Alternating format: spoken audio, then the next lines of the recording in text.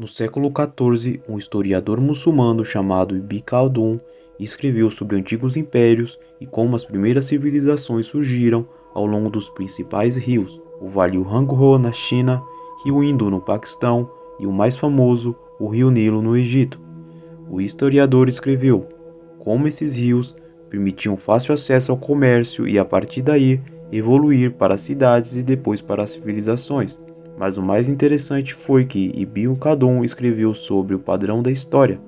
Os agricultores construíram um sistema de irrigação de apoio a vilas e cidades, e mais tarde, algum guerreiro colocaria essas cidades sob seu domínio e formaria uma entidade política unida, como um reino ou um império. Com o passar do tempo, os nômades se assimilariam e se tornariam exatamente o tipo de pessoa que eles conquistaram antes, e neste ponto, outra tribo de nômades viria a conquistá-los e tomar o seu império. Conquista, consolidação, expansão, degeneração e conquista.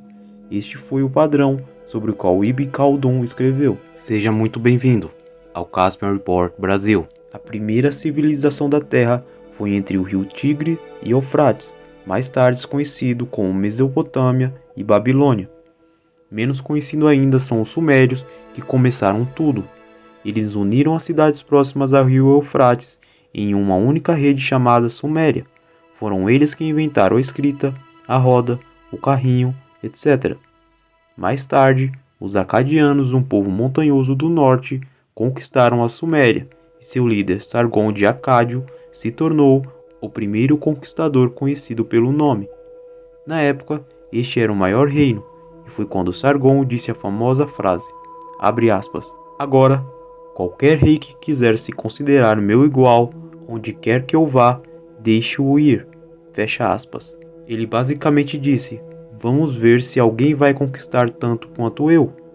Seu reino era menor que a Sérvia. Mais tarde, os acadianos foram conquistados por outra tribo nômade, e os recém-chegados foram então conquistados por outras tribos, e assim por diante. Os gutianos, orrianos, amoritas, todos eles conquistaram, se estabeleceram, se expandiram um pouco e então foram assimilados como guerreiros e cidadãos. Mas cada conquista deixou algo para trás. Os amorreus fundaram a cidade da Babilônia e da cidade emergiu o primeiro império babilônico. Os babilônios foram pioneiros na astronomia e na matemática. Então, a tribo assíria ao norte assumiu o controle e fundou o Império Assírio. Sua capital, Nínive, é considerada uma das maiores cidades da antiguidade. Os assírios fizeram uma série de inovações e melhorias. Eles ergueram a primeira biblioteca e usaram estradas pavimentadas. Eles até criaram o primeiro tipo de administração imperial, em que as nações e vassalos súditos se reportavam a uma autoridade central. Mas os governantes assírios também ganharam a reputação de tiranos e impiedosos. Agora, é difícil dizer se eles eram realmente piores do que outros governantes de seu tempo, mas uma de suas estratégias para manter o reino estável era mover populações inteiras para outros lugares. Depois de um tempo, os assírios perderam seu poder para outras tribos, como os descendentes sumérios, babilônios, cassitites. Essas tribos lutaram entre si por cerca de 2 séculos, até que os assírios voltassem e restabelecessem seu império, se voltando à estratégia de dividir para governar. Por fim, os assírios caíram para uma de suas nações súditas, os caldeus. Eles reconstruíram o segundo império babilônico. Eles também são conhecidos por suas realizações em astronomia, medicina, arquitetura e matemática. Na verdade, foram os caldeus que construíram os jardins suspensos da Babilônia, uma das antigas 7 maravilhas do mundo. Mas os caldeus seguiram a mesma estratégia dos assírios, desenraizando populações inteiras a fim de dividir e governar. Era o rei caldeu da Babilônia, Nabucodonosor, que primeiro destruiu Jerusalém e arrastou os hebreus para o cativeiro. Então veio a invasão pelo povo das terras altas do leste, os persas e os medos. Os babilônios foram derrotados e sua infraestrutura e sistema político foram usados para fundar o Império Persa. O imperador persa, Ciro o Grande, conquistou o mundo conhecido. Seu reino se estendia do Nilo ao rio Indo. Mas os persas são mais conhecidos por suas reformas políticas. Eles seguiram a estratégia oposta dos assírios. Eles libertaram os hebreus do cativeiro e reassentaram as populações em suas terras nativas. Os persas seguiram uma política de multiculturalismo.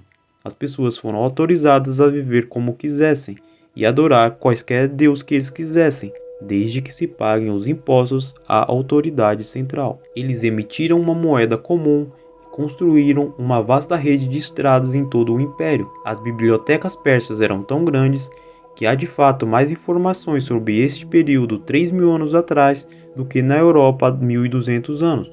O Império Persa também tinha sua religião única, o zoroastrismo. Foi fundada na região de Azerbaijão, que significa a Terra do Fogo. O zoroastrismo é frequentemente mal interpretado por adoração do fogo, mas o fogo é um mero símbolo de pureza. O zoroastrismo basicamente acreditavam no bem e no mal, que existia um paraíso e existia um inferno. Foi uma das primeiras religiões monoteístas. Na era posterior do Império Persa, eles entraram em contato com os gregos. Os gregos apoiaram revoltas no Império Persa, e isso levou o imperador persa Dário a punir os gregos. Dários formou um dos maiores exércitos de todos os tempos, mas o tamanho era mais uma desvantagem do que uma vantagem. Não havia maneira realmente eficaz de direcionar tantos homens a tal distância. No final, foram os gregos que deram uma lição aos persas, mas a lição foi rapidamente esquecida. O filho de Dário, Xerxes, decidiu vingar seu pai, indo atrás dos gregos novamente. Esta é a guerra que envolveu os famosos 300 espartanos. Dário repetiu o erro de seu pai e perdeu a guerra. 150 anos depois, Alexandre da Macedônia encarou a batalha de outra maneira. Ele paralisou o exército persa e rapidamente conquistou toda a Pérsia, e assim, efetivamente conquistou o mundo conhecido. Alexandre deixou uma marca controversa. Cidades que se renderam a ele foram deixadas ilesas, mas as cidades que resistiram foram saqueadas. Depois de conquistar a capital persa e o palácio, ele queimou tudo. Agora, este era um dos edifícios de maior prestígio do mundo, mas, por outro lado, ele construiu o Farol de Alexandria, uma das antigas 7 maravilhas do mundo. Alexandre estava planejando nomear a Babilônia sua nova capital, e ele também planejou fundir as culturas gregas e persas em uma. Ele recomendou a seus generais que tomassem as esposas persas, mas ele morreu antes que pudesse implementar essa política. E após a morte, seus generais lhe perguntaram: quem deve sucedê-lo? Alexandre respondeu: o mais forte. Seu império se despedaçou entre os generais gregos que o controlavam. Então, os gregos lutaram entre si. Eventualmente, os reinos enfraqueceram e a influência grega diminuiu.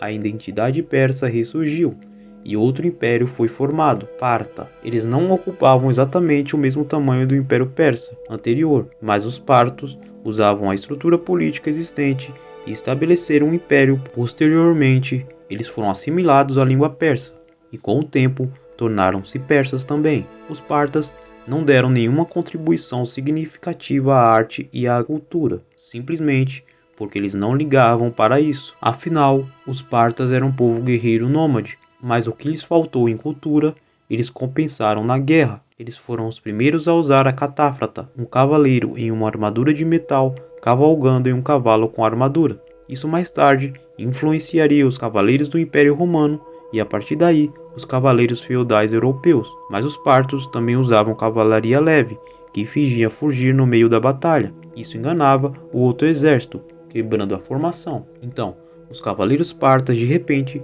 giravam a roda e atiravam em seus oponentes desorganizados. Isso mais tarde seria chamado de tiro parta.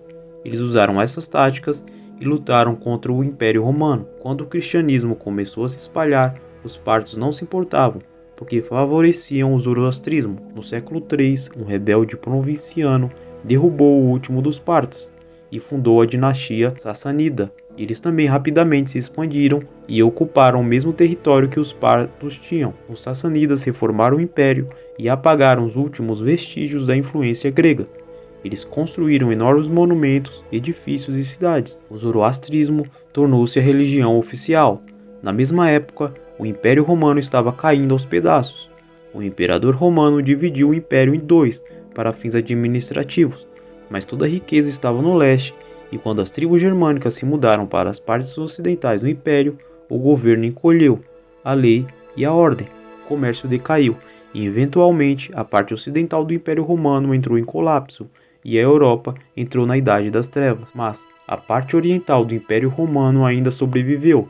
No entanto, A identidade entre romanos e gregos era tão vaga que os historiadores deram um novo nome, o Império Bizantino.